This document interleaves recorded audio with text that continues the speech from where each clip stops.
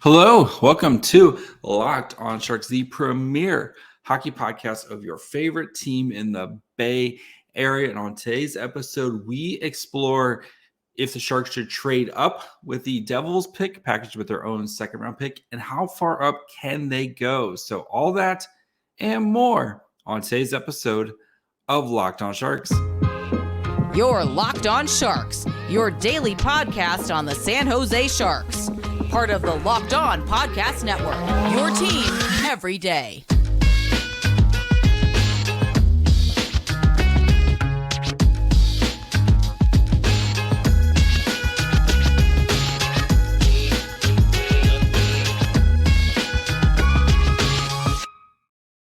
I'm your host, JD Young, contributor at San Jose Hockey Now, and I want to thank you for making Locked on Sharks your first listen.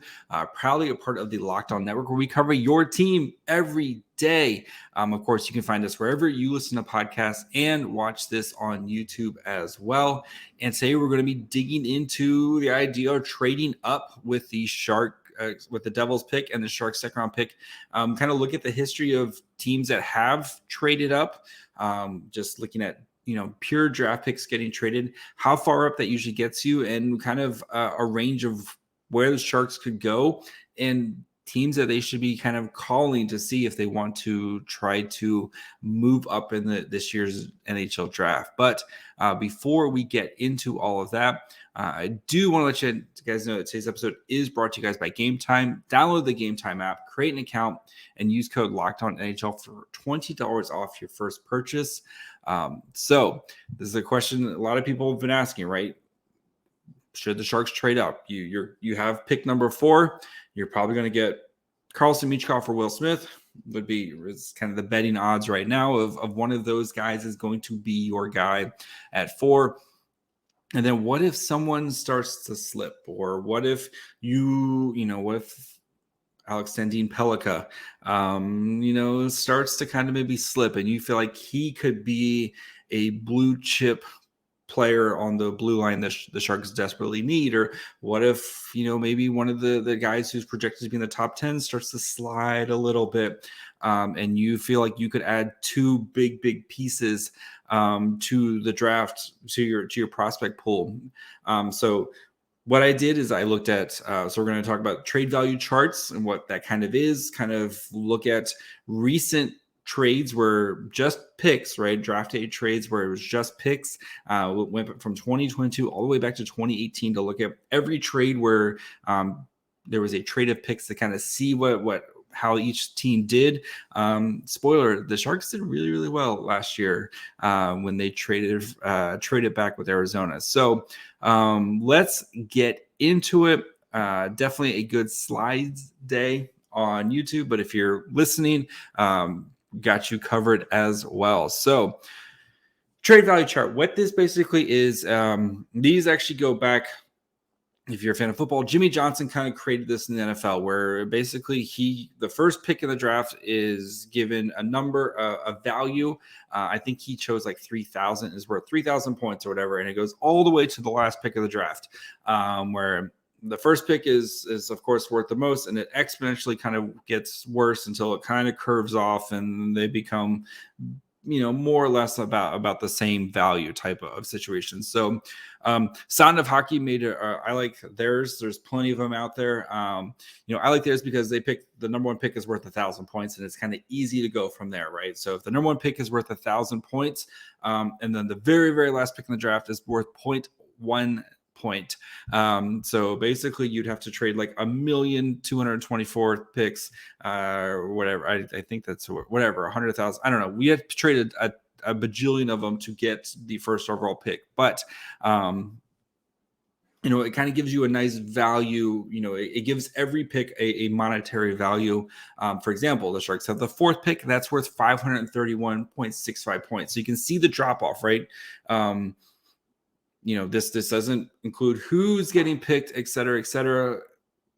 For example, the Connor Bedard pick, you could argue is worth more than 1,000. Again, this is just giving a monetary value to each one. So going from the first pick to the 4th pick is a drop off of 470 points, which is the equivalent of the 5th pick. Basically, you'd have to trade picks 4 and 5 together to move up to number 1. That's how invaluable the first pick in this year's draft is. So the Sharks, of course, so they have the 4th pick at 531. We'll get into more and more of their picks in a little bit, but and then I for this exercise, I picked pick number 27 for the Devils. I kind of, that pick could fluctuate a little bit depending on how far they progress in the playoffs, but just wanted to kind of put a number, and I picked pick number 27, which is worth 166.15. So you can see even in the first round, right? From pick 4, which is worth 531, to pick 27, 166 points. That is a massive, massive drop off there in points value. You start looking at like the 5th round, where pick 129 is worth 4.65 points, and pick 160 is worth 2.91 points. It's basically a 1.5 difference between the top of the 5th and the bottom of the 5th round. Like, you see how valuable these first round picks are. So what I wanted to do, though, was look at every pick, every draft day trade in the past few years where it was just a pick for pick swap. No players were involved, because players change, of course, the math and stuff, and it's hard to quantify how much a player is worth. But with the picks, we can kind of see where these picks, how they did. So let's start with last year, where the Sharks traded with the Arizona Coyotes. The Coyotes got the 11th pick, and the Sharks got 27, 34, and 45. Again, players involved. This is just looking at kind of the math of the pick for these. So the 11th pick is worth 338.98 points. The 27th, like I said, 166.15.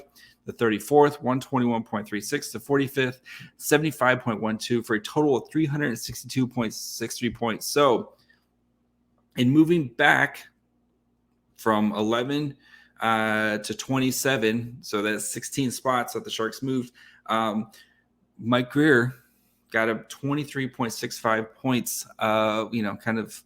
He won that trade by 23.65 points. The equivalent of the 78th pick in the draft, so middle of a 3rd round pick.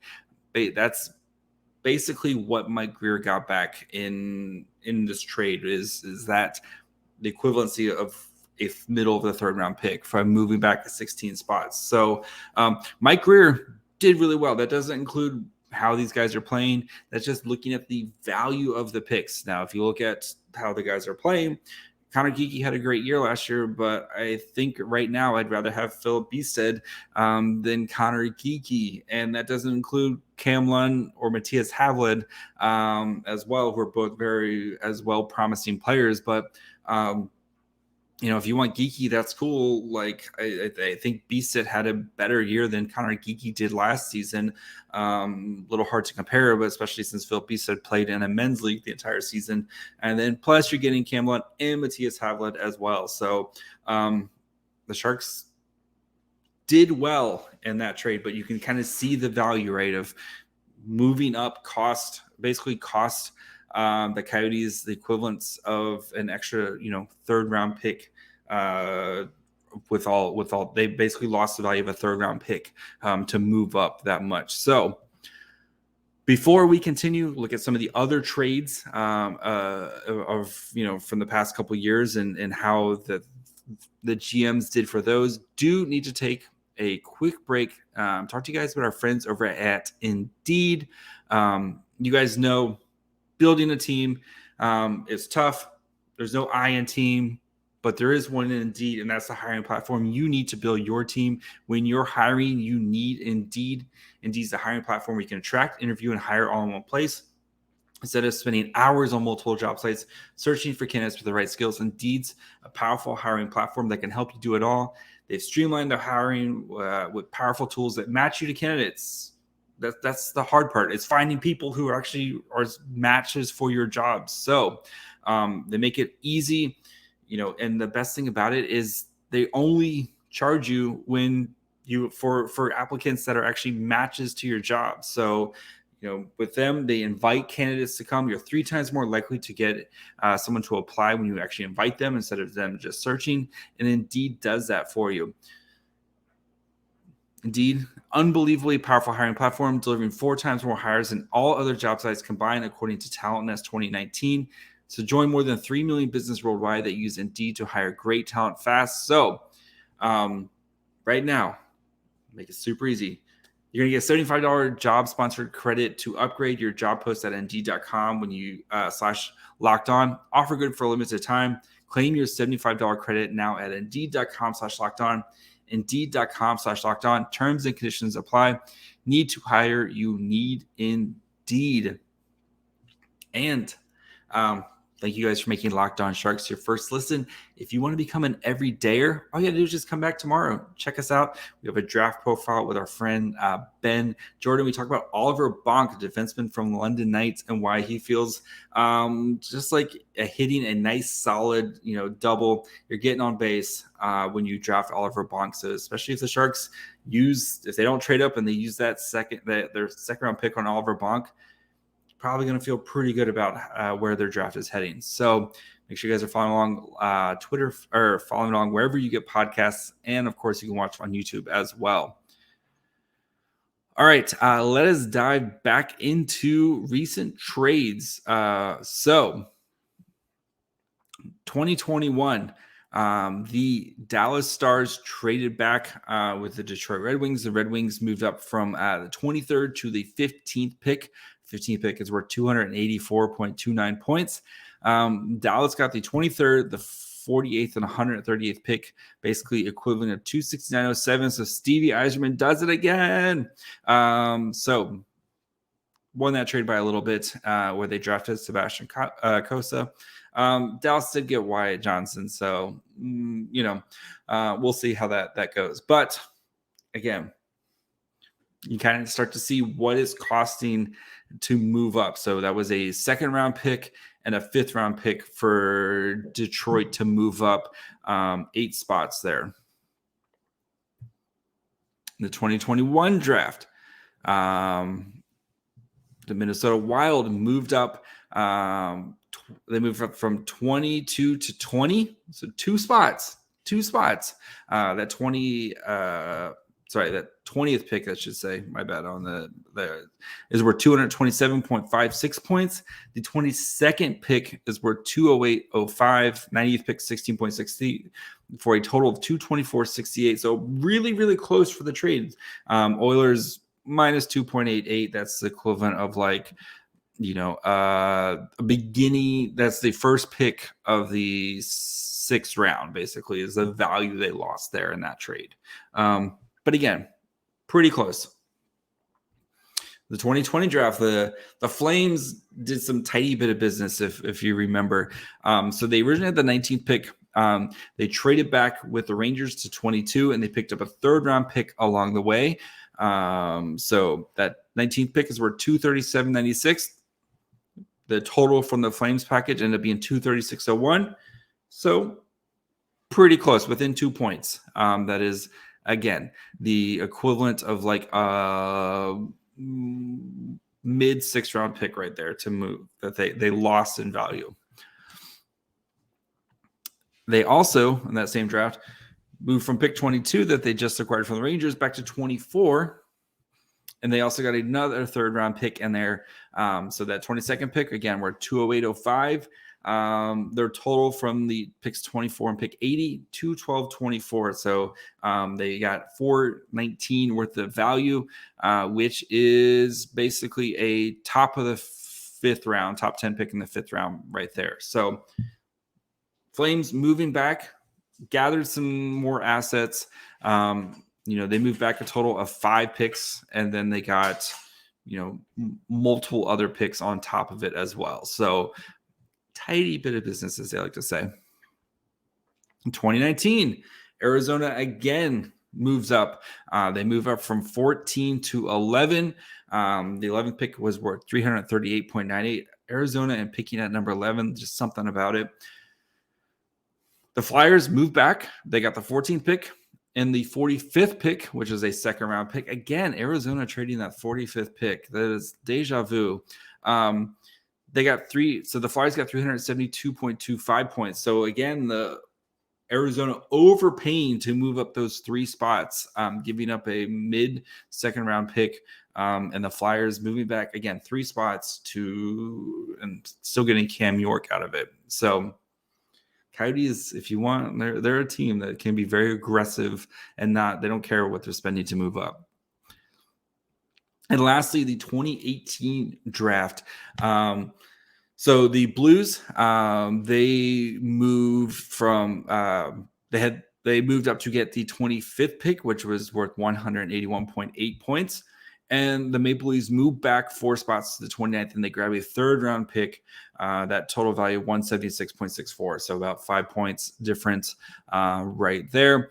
Basically the equivalent of a late 4th round pick that they Leafs lost in value right there. So pretty close. What you can see though is like most of these trades are really, really, really close together, right? There you don't see massive, you see the Coyotes like to overpay a little bit, but you don't see these like huge give ups type of thing. So, and it kind of gives you an idea of what the Sharks could do. So before we look at the Sharks ammo that they have, how many points that they have with all their picks, and a realistic spot for the Sharks to move up to, and some teams I would be calling if I wanted to move up.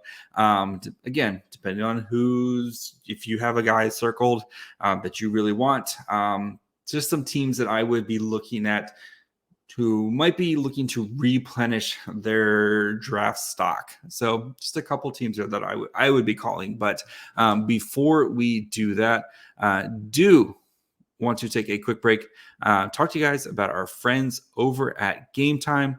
It's that time of year. You're trying to buy tickets for things. Of course, you have the Giants, you have the A's. It's concert season, plenty of stuff going on in the Bay Area or wherever you're at. But buying tickets, can be stressful. With Gametime, you don't have to worry about that. They make buying tickets to your favorite event super easy.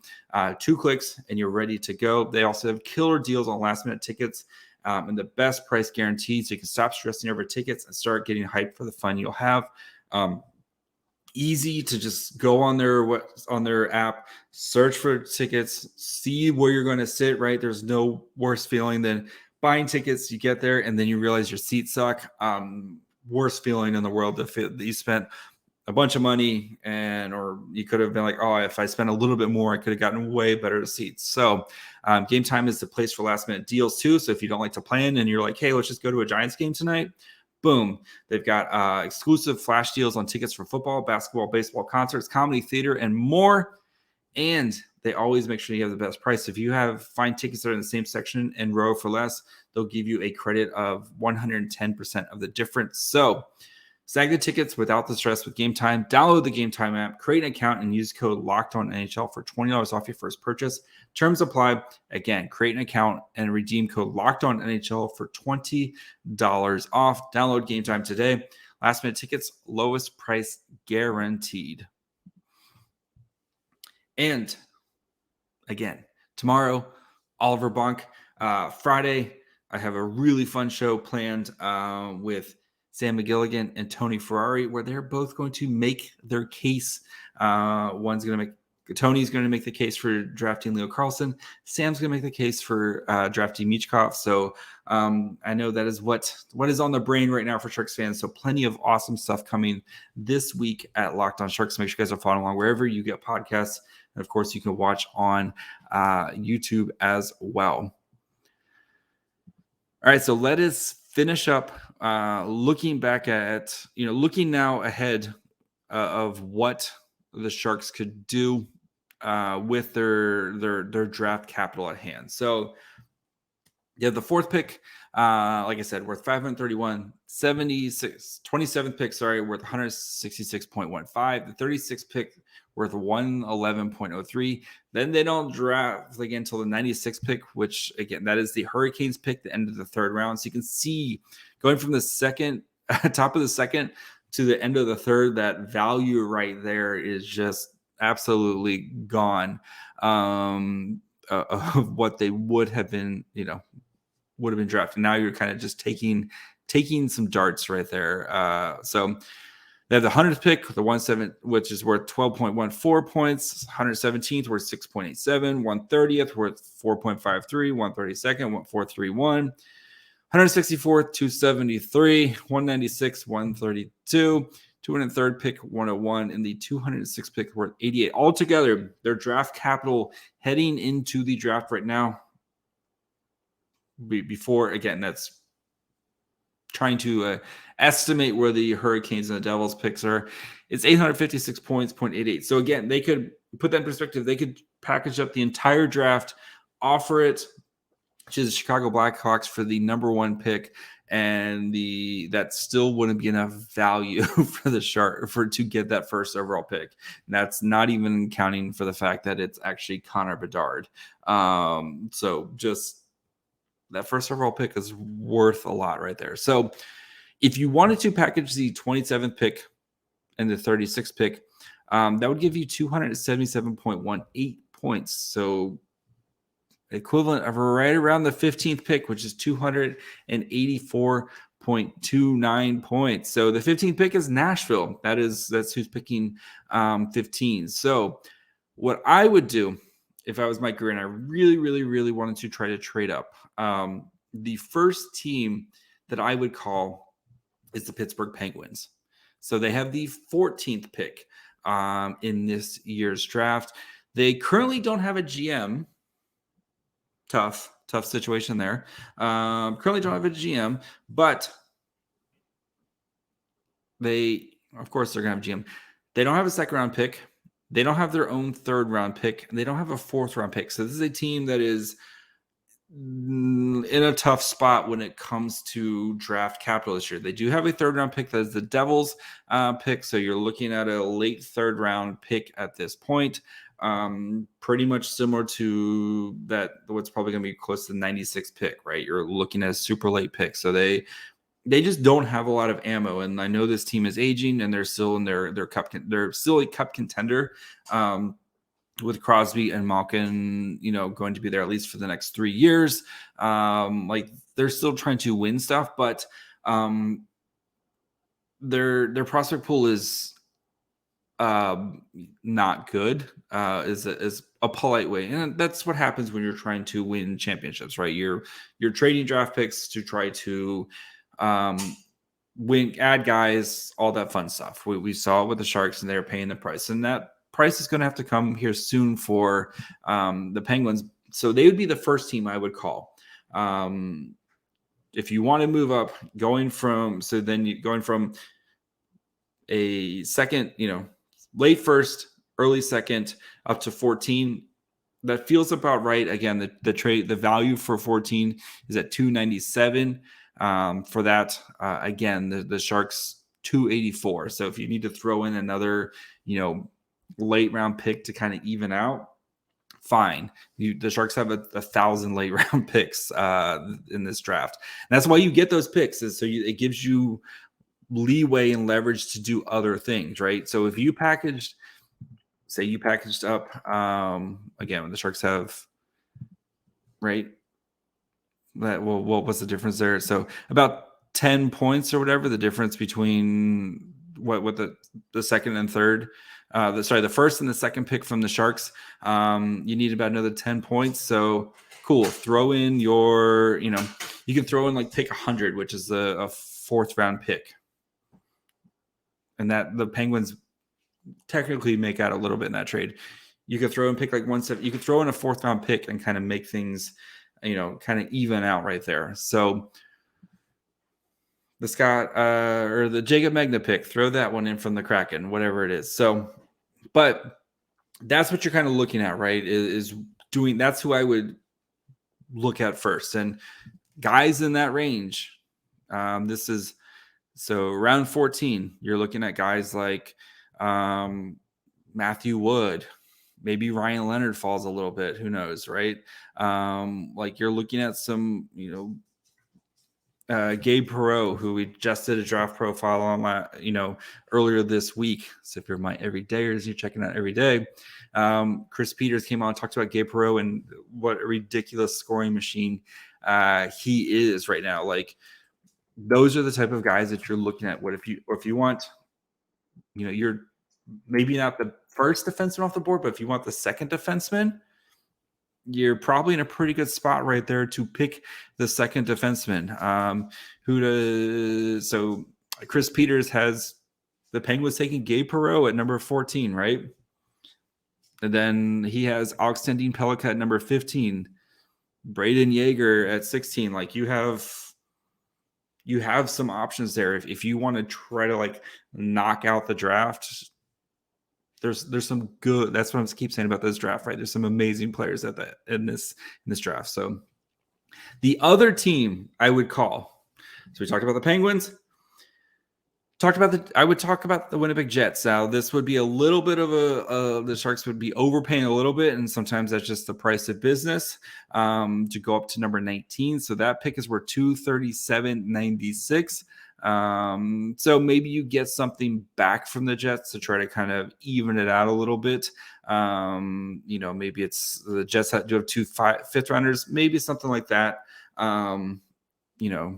Something to try to even it out, right? But the Jets, so the Jets could be in blow it up mode, right? We know there's a lot of uneasiness with that team right now, especially between the coaching staff and the players. And it kind of feels like this core might have run its ground here, and it might be time for them to kind of move on. So if they start trading away big pieces and they just want to add more draft capital and, try to replenish this draft, their prospect pool, they could be a team that you were like, hey, give you a first and our second, give us number 19 and throw in a fifth round pick or something like that. And they have their own third round pick, whatever. You figured out type of situation. Maybe you get a fourth round pick in next year's draft. Who knows? You want to try to help replenish your prospect pool. I know you have Brad Lambert. You have some guys there, but you really want to continue to add pieces for the Jets. Moving up from 27 to 19, that could be another thing that the Sharks try to do. And again, you're looking at a lot of the kind of the same guys who could be in that ballpark, right? So maybe what if Zach Benson, he's 5'9", and people just don't want to pick him because he's so short. Oliver Moore, that's what he slides. What if Colby Barlow, maybe you want a guy like Quentin Musty, or what if you want a Jaden Perron or somebody like that, right? There's plenty of guys like in that. There's going to be a guy who's at the edge of the top 20 who's probably should have been more like a top, early teens pick. There's going to be one of those guys. So that's just the way the draft works, right? There's always one guy who's like, how did he get here type of situation. So if there's somebody that the Sharks love and they feel like they want to move up, those are the two teams that I would look for. And so again, you're probably looking in that 14 to 19 range realistically of how far up you can get without adding other pieces or without adding other major pieces.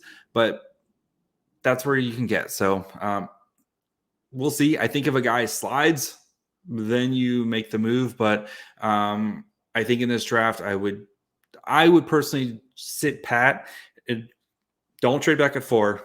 Do not trade back at 4. Get an elite player at 4. But I think there's enough good pieces at 27 and 36 that you're going to be walking away with whoever you pick there. You have an opportunity to pick some good players there that you're going to, in a couple of years, be like, how did this guy get here type of situation. So unless somebody slides, I would stay put. But if you want to know what it would cost and how far up the Sharks can get, now you know.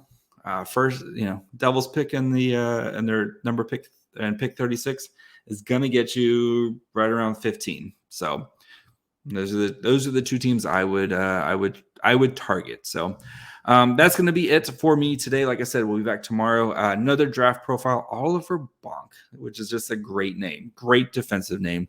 Really fun, really good talk with fun talk with my friend Ben Jordan from Smart Scouting.